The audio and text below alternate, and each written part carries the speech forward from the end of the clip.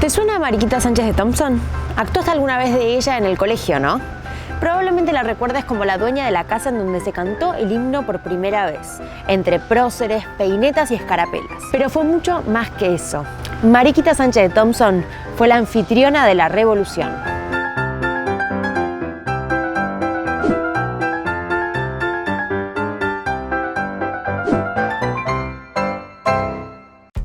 María Josefa Petrona de Todos los Santos Sánchez de Velasco y Trillo nació en 1786 en Buenos Aires, en el seno de una familia muy prestigiosa de la época. Fue la única hija de una viuda millonaria que le dejaría toda su fortuna. La vida acomodada de la época era de lujos y obligaciones para la pequeña Mariquita.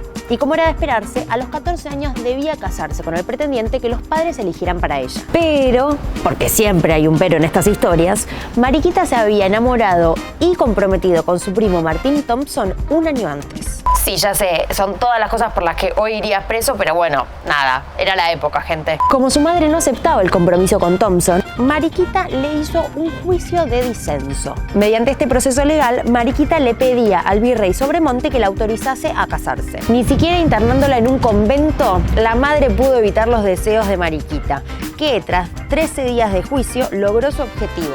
Se casó con Thompson, tuvo 5 hijos y comió perdices. Pero espera ahí, porque este es solamente el comienzo de la historia. Entonces Mariquita, cuando uno empieza a investigar, creo que deja de lado todo lo que le enseñaron y empieza a decir, pero esto era genial, pero esto era buenísimo. Y entonces empezás a descubrir que a los 14 años los padres querían casarla con Diego del Arco y ella les dice que no. Y a partir de ahí creo que construye una vida propia como revolucionaria en sus propios términos, ¿no? Se pueden imaginar que Mariquita lograba todo lo que se proponía y además formaba parte activamente de la sociedad criolla de principios del siglo XIX. Las tertulias en su casa, como nos contaron en la escuela, eran el lugar de encuentro de los intelectuales de la época. Y en esos años había una cuestión que los unía a todos, la independencia. Pero Mariquita no solamente abrió las puertas para que los próceres planeen la estrategia, sino que ella formó parte activamente desde el primer momento. Fue una importante actriz política en su época que con sus cartas, sus escritos y sus diarios relató la historia argentina como la conocemos hoy. Siempre cuando hablamos de mujeres y participación histórica y política en el siglo XIX,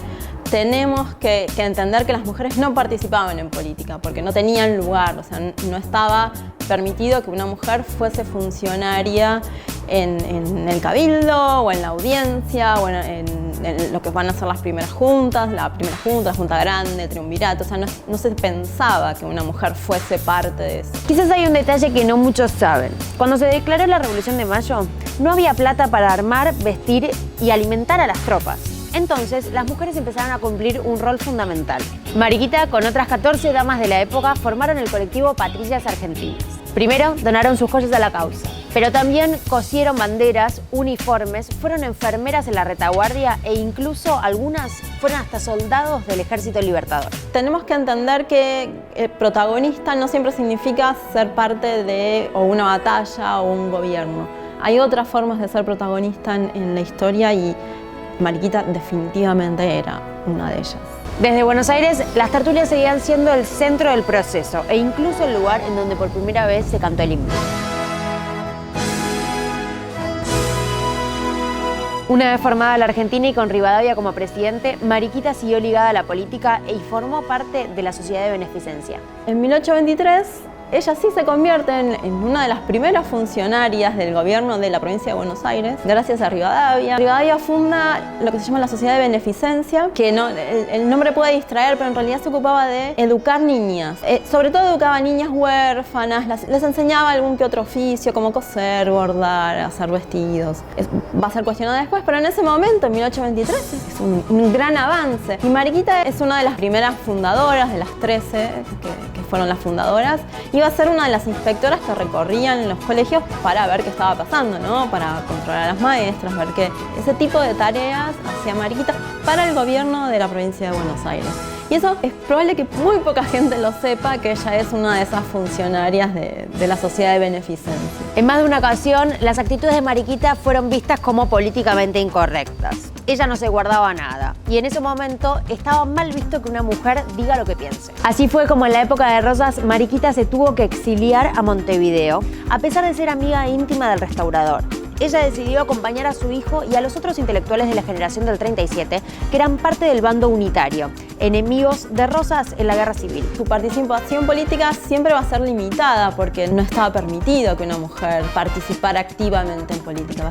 Va a tardar muchísimo tiempo y va a ser fines del siglo XIX donde vamos a ver los primeros modos de actuación política. Pero no se puede negar que ella participa activamente de la historia nacional, pero todo eso, cuando se construye esa gran historia nacional, que es a fines del siglo XIX, principios del XX, es dejado de lado para reforzar la idea de una mujer, que era el ideal de mujer que se tenía en esa época, y es, bueno, Remedios de Escalada, la mujer que espera a San Martín, Mariquita Sánchez, la gran anfitriona que recibe a los próceres. Ese tipo de mujeres es el que se realza. Quizás sea hora de que empecemos a seguir a las verdaderas influencers de nuestra historia, las heroínas que no conocemos, pero que están ahí, siempre presentes.